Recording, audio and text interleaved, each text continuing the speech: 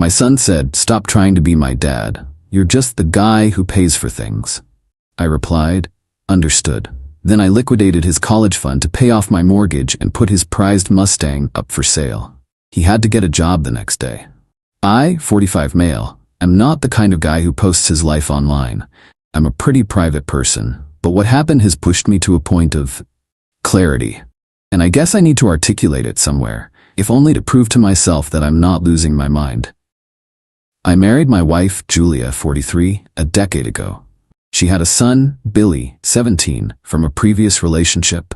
His biological father has been completely out of the picture since Billy was a toddler. No calls, no cards, no child support. Just gone. I stepped in when Billy was 7. I've paid for everything: private school tuition, braces, summer camps, vacations. I taught him how to ride a bike and how to drive. For his 16th birthday, I bought him his dream car, a classic 1968 Ford Mustang. It wasn't new, and I spent the better part of a year and about $20,000 of my own money restoring it in our garage. It was our project. Or so I thought. The college fund is another thing. It's not some ancestral trust fund. It's a standard brokerage account I opened the year I married Julia, solely in my name. I've been diligently putting away a few $100s from every paycheck for 10 years. It's my money, from my salary. It currently sits at a little over $85,000. The plan was for him to go to a good out-of-state university, graduate debt-free, and have a great start in life. The last year has been tough. Billy has become more distant, more sullen, standard teenager stuff, I told myself. But it was laced with something else, a kind of dismissive arrogance. He talked to his friends about the Mustang like he'd earned it. He talked about his college plans like they were a birthright. Last Thursday was the breaking point.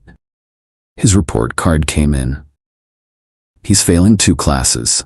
Not because he's struggling, but because he's just not showing up or turning in assignments. I tried to talk to him about it in his room. "Billy, we need to talk about these grades. This isn't going to cut it for the universities you've been looking at." He didn't even look up from his phone. "Whatever. It'll be fine." "It won't be fine. Your teachers are saying you're skipping classes. What's going on?" He finally looked at me, his eyes full of disdain. "Why do you even care? It's not like you're my real dad." The words stung, but I've heard variations of them before. I felt the familiar heat rise in my chest, the urge to lecture. But I pushed it down. "I care because I love you and I want you to have a good future." And then he said it, the words that changed everything. He stood up, towering over me even though he's still a kid. "No, you don't. You love playing the hero. Let's be honest. Stop trying to be my dad. You're just the guy who pays for things." I looked at him, really looked at him, and I saw a stranger. The heat in my chest vanished, replaced by an icy calm. There was no flicker of doubt, no hint of a joke, just cold, hard dismissal. He'd taken 10 years of my life, my effort, my love, and reduced it to a series of transactions. I didn't yell, I didn't argue, I just nodded. "Understood," I said, and I walked out of his room. The next morning, Friday, I worked from home. At 9:05 a.m., I called my financial advisor and instructed him to liquidate the entire college fund account.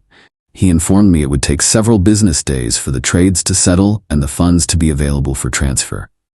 Fine. At 10:30 a.m., I requested a formal mortgage payoff statement from my bank. My remaining balance is $76,450. The math works out nicely. At lunchtime, I took high-quality photos of the Mustang. The title is solely in my name, a detail I insisted on at the time for insurance purposes, much to Julia's annoyance.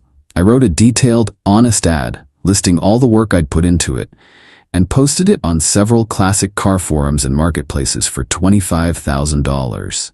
A fair price. Julia and Billy have no idea yet. They just think I'm giving Billy the silent treatment. But I'm not angry. I'm not emotional. I'm just an ATM, and I'm closing my account. He wanted me to be the guy who pays for things. Fine. I've paid my dues. I'm done. Update 1. Thank you all for the support and the warnings. You were right about the storm. The last 2 weeks have been a masterclass in denial and entitlement. The reveal happened that first Saturday. Billy came into the living room, jingling the car keys. "Hey, I'm taking the car. Need some gas money," he said, not looking at me. "I'm afraid that's not possible," I said calmly. "Why not?" "Because it's for sale. I've already got a potential buyer lined up to see it." The silence was heavy. Julia looked up from her laptop. Billy just stared. "What?" he finally stammered. "It's my car, Billy. I'm selling it." Julia stood up. "Brian, what is this? You're going to sell his car to punish him." "It's not his car, Julia. And this isn't a punishment. It's a financial decision," I said. "Speaking of which, the funds from the investment account I set up for college are being liquidated. I'm using them to pay off the mortgage." The screaming started then, mostly from Julia. "How could I be so cruel? He's just a kid." "He didn't mean it." Billy went from rage to pleading. "But it's my car. You gave it to me. What am I supposed to tell my friends?" "You could tell them the truth," I suggested. "That the guy who paid for it decided to sell it." He stormed off. Julia followed me, yelling that I was using money as a weapon. "This is our son, Brian. You're supposed to love him unconditionally." "I did," I said, and the words felt like gravel. "But love has to be a two-way street. Right now, this feels like a toll road where I'm the only one paying." For the first week, they thought I was bluffing. Billy acted aloof, like he didn't care. Julia gave me the silent treatment, assuming I'd crack and apologize. The car sale process helped solidify that I was serious. I got a flurry of lowball offers and time wasters, which I calmly told them about. "Just got an offer for $15,000. Declined. Guy wanted to trade it for a jet ski. No thanks." Then a serious buyer, a guy named Bruce, contacted me. He wanted a professional third-party inspection. That took a few days to arrange. Billy watched from the window as the inspector went over the car with a clipboard. The look on his face wasn't anger anymore, it was fear. After a clean inspection, Bruce made a solid offer of $23,500. He needed a few days to arrange the funds. We signed a purchase agreement. It was all very real, very procedural. Last night I found Julia crying in the kitchen. She tried a different tactic. "Okay, Brian, I get it. You're hurt. You made your point. It's not too late. Call the guy back. We can fix this. Billy will apologize. Just tell me you'll stop this." "The purchase agreement is signed, Julia." The funds from the investment account finished clearing yesterday. The wire transfer to the mortgage company goes through tomorrow. I wasn't trying to be cruel. I was just stating facts. But to them, facts feel like cruelty. There was a moment, looking at an old photo of me and a much younger Billy on a fishing trip, where I felt a deep pang of regret. A voice in my head whispered, "Is this worth it?" But then I remembered the coldness in his eyes, the disdain in his voice. "You're just the guy who pays for things." The resolve hardened again. He asked for this. He just didn't expect the transaction to be finalized. Update 2. The last month has been a slow-motion demolition. The emotional pressure campaign has failed, so now the dirty tricks have begun. The Mustang officially left 4 weeks ago. Bruce was a gentleman. He handed me the check, I handed him the title and keys. The sound of that engine fading away was the end of an era. Billy has been taking the bus to school. A few days later, the confirmation I was waiting for arrived in the mail. Mortgage payoff confirmation. Balance. I felt a lightness I hadn't felt in years. I left the letter on the kitchen counter. Julia saw it and didn't speak to me for 3 days. This is when she got desperate. Last week I got a call from my boss. He sounded deeply uncomfortable. "Hey Brian, everything okay at home?" I got a call from Julia. My stomach clenched, but not with surprise. I had been expecting it. "She said you've been acting erratically," he continued. "Said you drained a savings account and are making impulsive decisions." She framed it as her being worried about my stability. The rage I felt wasn't cold. It was white hot. To try and poison my livelihood, the very source of the money she felt entitled to, was a betrayal on a whole new level. That night, I went to the gym and beat the hell out of a heavy bag for an hour, just to keep from putting my fist through a wall. Thankfully, weeks ago I'd had a quiet coffee with my boss and given him a heads up. Having some serious issues at home with my stepson. It might get messy, but I assure you, it will not impact my work. I calmly told him now. She's upset because I paid off my mortgage with my own money instead of funding a lifestyle for a 17-year-old who told me I was just his wallet. Her call was a desperate, manipulative tactic. My boss sighed, told me he figured as much and to not worry about it. Meanwhile, Billy was facing his own reality check. The phone bill came due. I texted him a screenshot of his $95 portion. The reply was predictable. "WTF. You've always paid for it." I replied, "My role has been clarified. I'm no longer the guy who pays for things." He needed money. Fast. For 2 weeks he tried applying to the cool jobs, the coffee shop, the bookstore. No calls back. His resume is a blank piece of paper. The arrogance slowly bled out of him, replaced by a sullen panic. He finally, reluctantly, put in applications at fast food joints and big box stores. Last week he came home wearing the ugliest polyester uniform I've ever seen, sickly yellow and brown, with a matching visor. He smelled of fried chicken. He got a job at a local chain. He doesn't look at me. Julia and I are living like ghosts in the same house. Her parents, Albert and Evelyn, have been sending me self-righteous texts about how I'm ruining Billy's future. I've muted their conversations.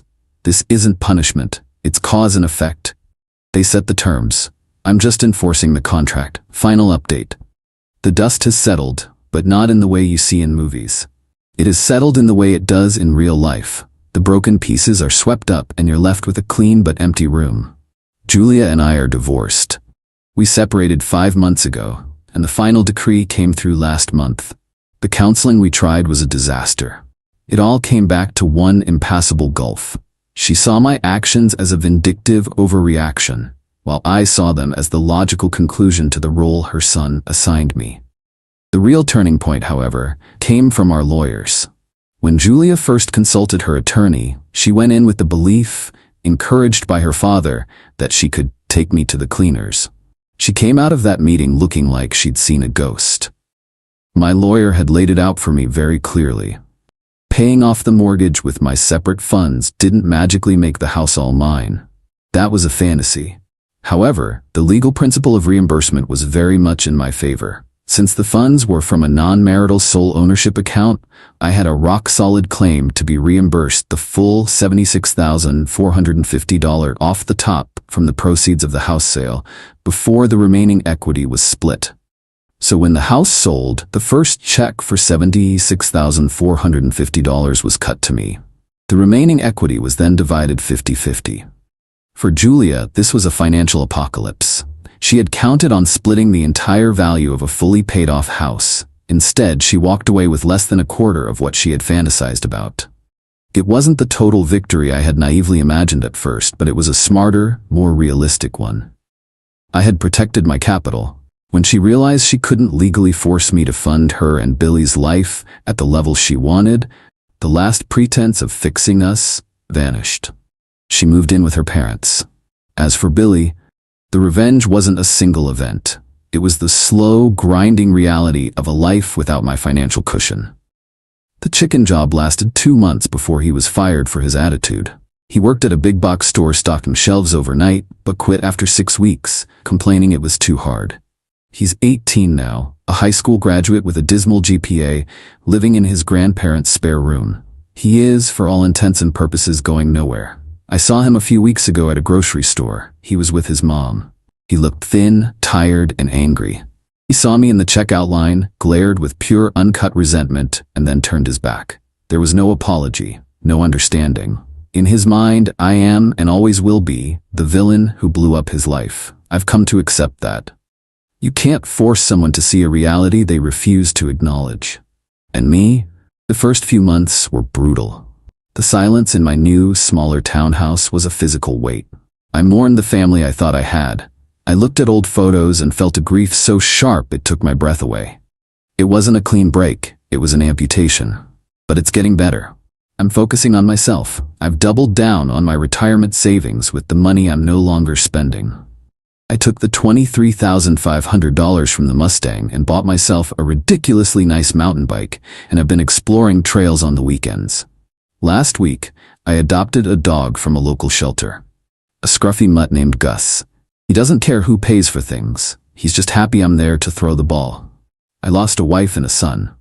But I regained my self-respect and my future.